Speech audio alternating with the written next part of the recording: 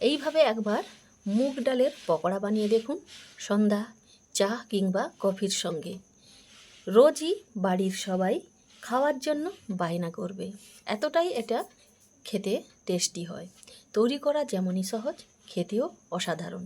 আর এগুলো ভাজতে খুবই অল্প পরিমাণে তেল লাগে, তাই আপনারা অবশ্যই একবার এই রেসিপিটা বাড়িতে তৈরি করে দেখবেন। তাই শেষ পর্যন্ত দেখতে থাকুন কিভাবে আমি এই পকোড়াগুলো তৈরি। আর এই রকম সুস্বাদু ঘরোয়া রেসিপি পেতে আমার এই চ্যানেলটিকে সাবস্ক্রাইব করে রাখবেন। নমস্কার বন্ধুরা, অপর্ণা রান্নাঘরে সকলকে স্বাগত জানিয়ে আজকে আমি মুগ ডালের পকোড়া তৈরি করে দেখাবো। তো এই রেসিপি তৈরি করার জন্য এখানে আমি 100 গ্রাম মুগ ডাল নিয়েছিলাম। তো ডালটা জল পাল্টে 2-3 বার মতো ধুয়ে 2-3 ঘন্টার মতো ভিজিয়ে রেখে দিয়েছিলাম। তো এবারে ডালটাকে একটা মিক্সির মধ্যে বেটে নিতে হবে। তো এখানে আমি ডালটা বেটে একটা ডিশের মধ্যে নিয়ে নিয়েছি। এবার এর মধ্যে দিয়ে দেব কুচনো পেঁয়াজ, কাঁচা লঙ্কা কুচি, টমেটো কুচি, ধনেপাতা কুচি। এবার দেব লঙ্কার গুঁড়ো, জিরে ও ধনে গুঁড়ো, গোলমরিচের গুঁড়ো,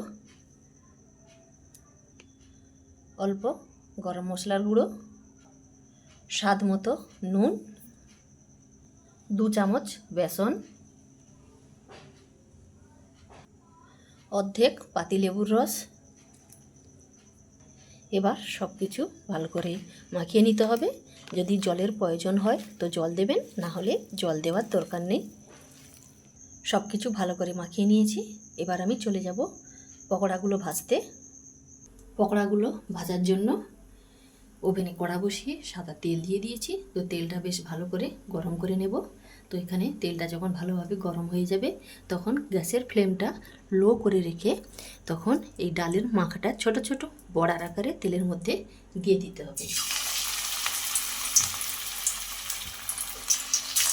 যতগুলো তেলের মধ্যে ধরবে তাইভাবে দিয়ে দিতে হবে।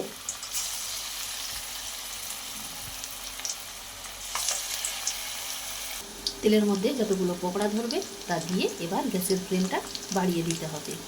যখন এক পিঠ ভাজা হয়ে যাবে তখন এগুলোকে উল্টে দিতে হবে।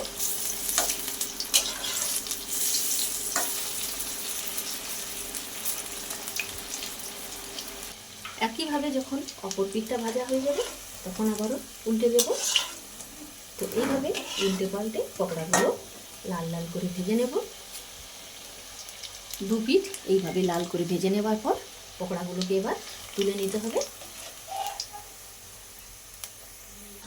একইভাবে আবারও আমি তেলের মধ্যে দিয়ে দিয়েছি। এইগুলোকেও ঠিক আগের মতো করে ভেজে নেব। তো এখানে আমার সমস্ত পকোড়া ভাজা হয়ে গেছে। এবার ওর মধ্যে অল্প একটু বিন নুন গুঁড়ো ছড়িয়ে গরম গরম পরিবেশন করুন।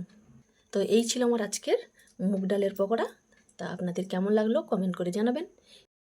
রেসিপি যদি ভালো লাগে তো লাইক শেয়ার করে পাশে থাকবেন। তো আজকে এই পর্যন্ত, পরের দিন আবার অন্য কোনো রেসিপি নিয়ে চলে আসবো। সকলে ভালো থাকবেন, সুস্থ থাকবেন। ধন্যবাদ।